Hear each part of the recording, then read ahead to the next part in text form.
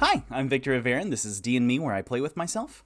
I play D&D with myself. This is D&Recap, where I summarize 5 episodes of D&Me at a time. Episode 16, Tootsy. After splitting the group for individual errands, Toot and Tipsy, or Tootsy, get breakfast burritos down at the yawning portal, but also food for the were-rats down in the sewers.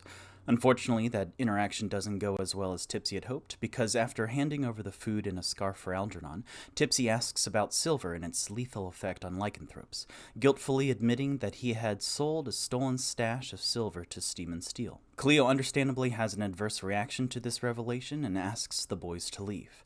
Tipsy goes upstairs and waits by the door dejectedly, leaving Toot to conquer his fear of mice and retrieve Waddles. Episode 17, Elephant in the Room. Walking sadly back up to the Trollskull Manor, Toot and Tipsy are accosted by Thornin, the wronged dwarf from the Skewered Dragon, accompanied by hired help. A Molotov cocktail from Tipsy allows our boys to escape into an alley, where a well-placed shatter spell from Toot detonates the alley's barrels and crates, felling the 3 thugs. Reconvening with Ronix back at the Trollskull Manor, our boys talk about the elephant in the room.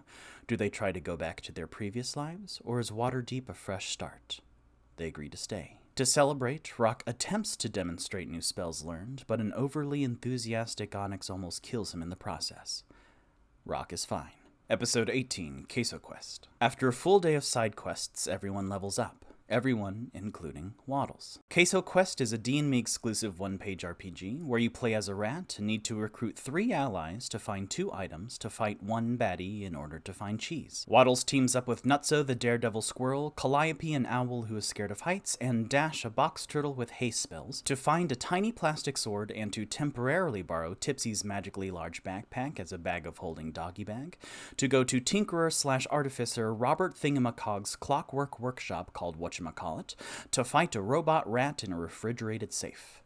The collection of critters gets the cheese and wins the day. Episode 19, Chili Check-ins. Tipsy spends time reading a manual of quickness of action, which will increase his dexterity, and Onyx, Roq, and Toot go to the forest for the trees to get furniture for the Trollskull Manor.